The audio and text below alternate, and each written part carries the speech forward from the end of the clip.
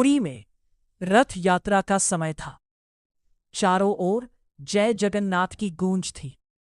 लेकिन इस बार भारी बारिश के कारण मंदिर के पास एक बूढ़ा भक्त कीचड़ में फंस गया था। उसके पास भगवान को चढ़ाने के लिए बस एक छोटी सी मिट्टी की मटकी में थोड़ा सा जल और एक बेलपत्र था। कहानी की शुरुआत, वो बूढ़ा भक्त रोने लगा। हे प्रभु, मैं बूढ़ा हूं, चल नहीं सकता। भीड़ इतनी है कि मैं आपके रथ तक पहुंच ही नहीं पा रहा।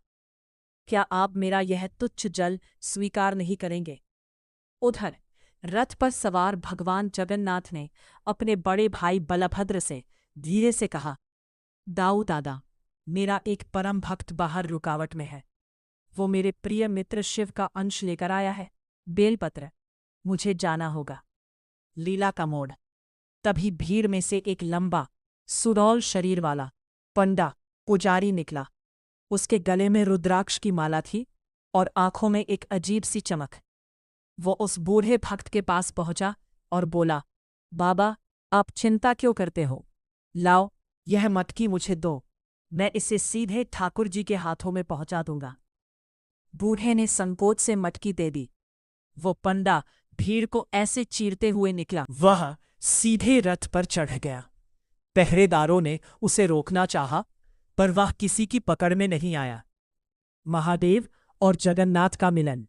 जैसे ही वह पंडा जगन्नाथ जी के करीब पहुंचा, जगन्नाथ जी मुस्कुरा दिए। उस पंडा ने धीरे से वह जल जगन्नाथ जी के चरणों में अर्पित किया और बेलपत्र उनके मस्तक पर लगा दिया। जगन्नाथ जी ने धीरे से फुसफुसाकर कहा, कैलाश छोड़कर यहाँ कीचड़ में मेरे भक्त की मदद करने की क्या जरूरत थी, महादेव? वह पंडा, जो स्वयं शिव थे, मुस्कुराकर बोले, जहां मेरा रामकृष्ण हो वहां महादेव न हो, ऐसा कैसे हो सकता है? आपके दर्शन के बहाने मुझे भी आपके भक्त की सेवा का सौभाग्य मिल गया। अंतात अगले ही पल वह पंडा भीड़ में कहीं ओझल हो गया। उस बूढ़े भक्त को महसूस हुआ कि उसकी मटकी खाली होकर उसके हाथ में वापस आ गई है और उसमें से केदारनाथ की मिट्टी जैसी खुशबू आ रही थी। वह समझ गया कि आज साक्षात महादेव और जगन्नाथ ने मिलकर उस पर कृपा की है। इस कहानी का सार, यह कहानी दर्शाती है कि भगवान अपने भक्तों के लिए किसी भी रूप में आ सकते हैं और शिव विष्णु में कोई भेद नहीं है।